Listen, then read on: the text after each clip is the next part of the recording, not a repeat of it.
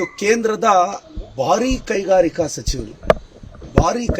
ಸಚಿವರಾದಂಥ H D Kumaraswamy ಸಾಹೇಬರು ನಮ್ಮ ಮುಖ್ಯಮಂತ್ರಿಗಳ ಬಗ್ಗೆ ಒಂದು ಮಾತು ಹೇಳೋರು. ಅದೇನೋ ಲೀಸ್ CM ಅಂತ. ಕುಮಾರಸ್ವಾಮಿ ಅವರೇ, ದೇವೇಗೌಡ ಸಾಹೇಬರು ನಮ್ಮ ಸಿದ್ದರಾಮಯ್ಯ ಸಾಹೇಬ್ರಿಗೆ ಹೆಂಗೆ ಬೆನ್ನು ಚೂರಿ ಹಾಕಿದ್ರು, ಹೆಂಗೆ ಮೋಸ ಮಾಡಿದ್ರು, ನಿಮ್ಮ ಪಕ್ಷಕ್ಕೆ ಎಷ್ಟು ನಿಷ್ಠೆಯಿಂದ ಇದ್ದರು, ಅಂಥವ್ರನ್ನ ನೀವು ಹೇಗೆ ನಡೆಸ್ಕೊಂಡ್ರಿ ಅನ್ನೋದು ರಾಜ್ಯಕ್ಕೂ ಗೊತ್ತು, ನಿಮಗೂ ಗೊತ್ತು. ನಿಮ್ಮ ಪಕ್ಷದಿಂದ ಉಚ್ಚಾಟನೆ ಮಾಡಿದ್ರಿ. ಸಾಹೇಬರು ಧೃತಿಗೆಡಲಿಲ್ಲ, ವಾಪಸ್ ಬಂದರು. ಅಂದರೆ ನಿಮ್ಮಂಥವ್ರ ಕುತಂತ್ರಕ್ಕೆ ಪೊಲಿಟಿಕಲ್ ಕೆರಿಯರೇ ಎಂಡ್ ಆಗಿಬಿಡೋದು ಬೇರೆಯವ್ರದ್ದಾಗಿದ್ದರೆ.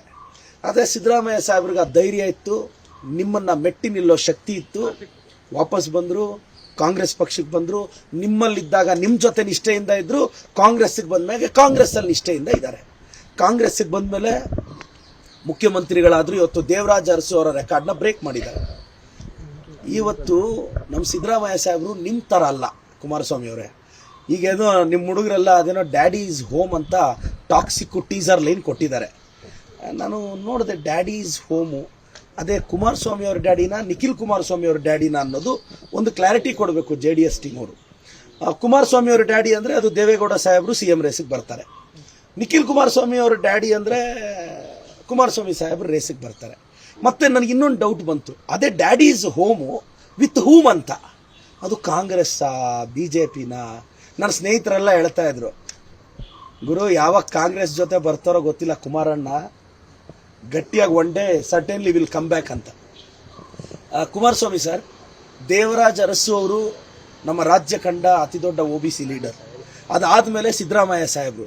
ಇವತ್ತು ಸಿದ್ದರಾಮಯ್ಯ ಸಾಹೇಬರು ಬರೀ ಕುರುಬ ಸಮುದಾಯಕ್ಕಲ್ಲ, ಒಂದು OBCಗೆ ಅಹಿಂದಾಗೆ ದೊಡ್ಡ ಶಕ್ತಿ. ಅಂಥವ್ರ ಬಗ್ಗೆ ನೀವು ಲೇವಡಿ ಮಾಡ್ತೀರಾ. ನೀವು 28ಗೆ ಇಲ್ಲಿ ಬಂದು CM ಆಗಬೇಕು ಅಂತೇನೋ ಕನಸು ಕಾಣ್ತಿದ್ದೀರಾ. ಸರ್, ಡೆಲ್ಲಿಯಲ್ಲೊಂದು ಚರ್ಚೆ ನಡೀತಿದೆ. ಕುಮಾರಸ್ವಾಮಿಯವ್ರ ಕೈ ಕಟ್ಟಾಕ್ಬಿಟ್ಟಿದ್ದಾರೆ ಮೋದಿಯವರು. ಪ್ರತಿ ಫೈಲು ಮೋದಿಯವ್ರ ಆಫೀಸ್ಗೆ ಹೋಗಬೇಕು, ಮೋದಿಯವ್ರ ಎಸ್ ಅನ್ಬೇಕು, ಅಮಿತ್ ಶಾ ಅವ್ರ ಎಸ್ ಅನ್ಬೇಕು, ನಡ್ಡಾ ಅವ್ರ ಎಸ್ ಅನ್ಬೇಕು, ಸಂತೋಷ್ ಜಿ ಅವ್ರ ಎಸ್ ಅನ್ಬೇಕು. ಇವರೆಲ್ಲ ಎಸ್ ಅಷ್ಟೊತ್ತಿಗೆ ಫೈಲ್ ಕ್ಲಿಯರ್ ಆಗಲ್ಲ. ಪಾಪ ಕುಮಾರಸ್ವಾಮಿ ಅವ್ರನ್ನ ಬಂದಿ ಮಾಡಿ ಇಟ್ಬಿಟ್ಟಿದ್ದಾರೆ. ಕುಮಾರಸ್ವಾಮಿ ಅವರು ನಡೀತಾ ಇಲ್ಲ, ಆ ಕಾರಣಕ್ಕೆ ಅವ್ರು ಸ್ಟೇಟ್ ಪಾಲಿಟಿಕ್ಸ್ಗೆ ಬರಬೇಕು ಅಂತಿದ್ದಾರೆ. ಏನಿಯೋ ಕುಮಾರಸ್ವಾಮಿ ಸರ್, ನಿಮ್ಮ ತಂದೆಯವ್ರು ಹೇಳ್ದಂಗೆ ನೀವೇನೋ ಲೋಕಲ್ ಎಲೆಕ್ಷನ್ನು ಸ್ವಾಭಿಮಾನದಿಂದ ಸಪ್ರೇಟ್ ಮಾಡ್ತೀರಂತಲ್ಲ, ಸಪ್ರೇಟ್ ಹೋಗಿ ನಿಮ್ಮ ತಾಕತ್ ತೋರಿಸಿ ಸರ್. ಯಾಕೆ JDS ನೀವು ಸಪ್ರೇಟ್ ಹೋದರೆ ಭಯನಾ ಸರ್? ಈಗಾಗಲೂ BJP ಜೊತೆ ಅಲಿಯನ್ಸ್ ಅಂತ ಇದ್ದೀರಾ. ಇನ್ನೊಂದು ವಿಚಾರ, ಕುಮಾರಸ್ವಾಮಿಯವರು ನಮ್ಮ DK ಸಾಹೇಬ್ರ ಬಗ್ಗೆ ಮಾತಾಡ್ತಾರೆ. ನಮ್ಮ DK ಸಾಹೇಬ್ರ ಬಗ್ಗೆ ಮಾತಾಡುವಾಗ, ಕುಮಾರಸ್ವಾಮಿ ಸರ್, ನಿಮ್ಮ ತಂದೆಯವರು ಪ್ರಧಾನಮಂತ್ರಿಗಳು, ನಿಮಗೊಂದು ಸ್ಮೂತ್ ರೋಡ್ ಇತ್ತು ಬರೋಕ್ಕೆ, ಬಂದು CM ಆಗಿಬಿಟ್ರಿ. ಅದು ನಮ್ಮ ಜಮೀರಣ್ಣ ಆವಾಗ ಡ್ರೈವಿಂಗ್ ಮಾಡಿಕೊಂಡು ನೀವು ಎಲ್ಲ ಬಸ್ಸಲ್ಲಿ ಹೋಗಿ, ಆವತ್ತು ನಮ್ಮ ಇವತ್ತಿನ ಕಾಂಗ್ರೆಸ್ ಶಾಸಕರ ಅಂದು ನಿಮ್ಮ ಪಕ್ಷದಲ್ಲಿದ್ದರು, ಅವ್ರ ಆಶೀರ್ವಾದದಿಂದನೇ ನೀವು ಅವತ್ತು ಆಗಿದ್ದು. ಏನೋ ಲಕ್ ಕುಲಾಯಿಸ್ಬಿಡ್ತು. ಆದರೆ DK ಸಾಹೇಬ್ರು ಹಂಗಲ್ಲ ಅಲ್ವ ಸರ್? 40 ವರ್ಷ ಪಕ್ಷ ಕಟ್ಟಿದ್ದಾರೆ, ಸ್ವಂತ ಬಲದಿಂದ ಮೇಲೆ ಬಂದಿದ್ದಾರೆ, ಕನಕಪುರದ ರೈತನ ಮಗ ಉಪಮುಖ್ಯಮಂತ್ರಿ ಆಗಿದ್ದಾರೆ, ಪವರ್ಫುಲ್ ಲೀಡ್ರ್ ಆಗಿ ಎಮರ್ಜ್ ಆಗಿದ್ದಾರೆ. ನಿಮ್ಗೆ ಸಹಿಸೋಕ್ಕಾಗ್ತಿಲ್ವ ಸರ್? ಸರ್, ಒಂದೇ ಒಂದು ಕ್ಲಾರಿಟಿ ಬೇಕು ಕುಮಾರಸ್ವಾಮಿ ಸರ್. ನೀವು ಒಕ್ಕಲಿಗರನ್ನೂ ಸಹಿಸ್ತಾ ಇಲ್ಲ, ಬೇರೆಯವ್ರನ್ನೂ ಸಹಿಸ್ತಾ ಇಲ್ಲ. ನಿಮ್ಮ ಸ್ಟ್ಯಾಂಡ್ ಹೇಳಿ ಸರ್. ಸರ್, ನಿಮಗೆ ಒಕ್ಕಲಿಗ ಸಮುದಾಯದ ಬಗ್ಗೆ ಪ್ರೀತಿ ಇದ್ದರೆ, ನಿಮ್ಮ ಸಮುದಾಯದ ಒಬ್ಬ ಹುಡುಗ ರಾಜ್ಯದ ಉಪಮುಖ್ಯಮಂತ್ರಿ ಆಗಿದ್ದಾನೆ, ಏನೋ ಅವರು ತಾಕತ್ತಿರುತ್ತೆ, ಬೆಳೀಲಿ ಅಂತ ಬಿಡಬೇಕು. ದಯವಿಟ್ಟು ನಾನು ಒಕ್ಕಲಿಗ ಸಮುದಾಯದವ್ರನ್ನ ರಿಕ್ವೆಸ್ಟ್ ಮಾಡ್ತೀನಿ, ಒಬ್ಬ ಒಕ್ಕಲಿಗ ಲೀಡ್ರ್ ಬೆಳೆಯೋದು ಕುಮಾರಸ್ವಾಮಿ ಅವ್ರಿಗೆ ಇಷ್ಟ ಇಲ್ವಾ? ಬೆಳಿಬಾರ್ದ ಅವರು? ಇವತ್ತು ನಮ್ಮ DK ಸಾಹೇಬ್ರನ್ನ ಜಾಸ್ತಿ ವಿರೋಧಿಸ್ತಾ ಇರೋದು ಬೇರೆಯವರಲ್ಲ, ಕುಮಾರಸ್ವಾಮಿಯವರು. ಯಾಕೆ? ಒಕ್ಕಲಿಗರ ಪರಮೋಚ್ಚ ನಾಯಕ ಆಗ್ಬಿಡ್ತಾ ಇದ್ದಾರೆ ಅನ್ನೋ ಭಯನ ಸರ್?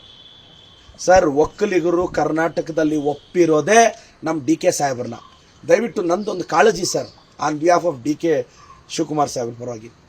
ಯಾಕೆ ಸರ್ ಒಕ್ಕಲಿಗರನ್ನ ನೀವು ಅಷ್ಟು ಟಾರ್ಗೆಟ್ ಮಾಡ್ತಿದ್ದೀರಾ ಕುಮಾರಸ್ವಾಮಿ ಸರ್? ಮತ್ತು ದಯವಿಟ್ಟು ರಾಜ್ಯದ ಒಕ್ಕಲಿಗ ಸಮುದಾಯಕ್ಕೂ ನಾನು ರಿಕ್ವೆಸ್ಟ್ ಮಾಡ್ತೀನಿ, ನಾನೊಬ್ಬ ಒಕ್ಕಲಿಗ ಲೀಡ್ರ್ ಪರವಾಗಿ ನಿಂತೆ ಕುಮಾರಸ್ವಾಮಿ ಅವರಿಗೆ ಕೌಂಟರ್ ಮಾಡ್ತಾ ಇರೋದು. ನಾನು ಇಷ್ಟಪಡುವ ನನ್ನ ಒಕ್ಕಲಿಗ ಲೀಡ್ರು DK ಸಾಹೇಬರು. ಅವ್ರನ್ನ ಈ ಪ್ರಕಾರ ಟಾರ್ಗೆಟ್ ಮಾಡಿದ್ರೆ, ಬೆಳಗ್ಗೆ ಇದ್ದರೆ ಸಂಜೆ ಇದ್ದರೆ ನೋಡಿ ಸರ್, ಒಕ್ಕಲಿಗರ ಕಂಟ್ರೋಲು ಕುಮಾರಸ್ವಾಮಿ ಅವರ ಅಂಗಳದಿಂದ DK ಶಿವಕುಮಾರ್ ಅವರ ಅಂಗಳಕ್ಕೆ ಬಂದಾಗಿದೆ.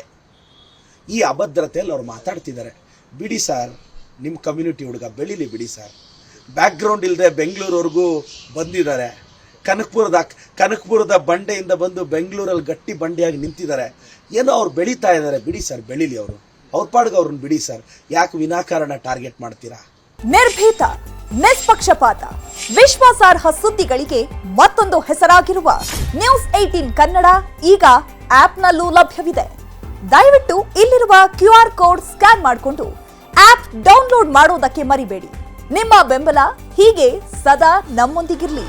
ಧನ್ಯವಾದ.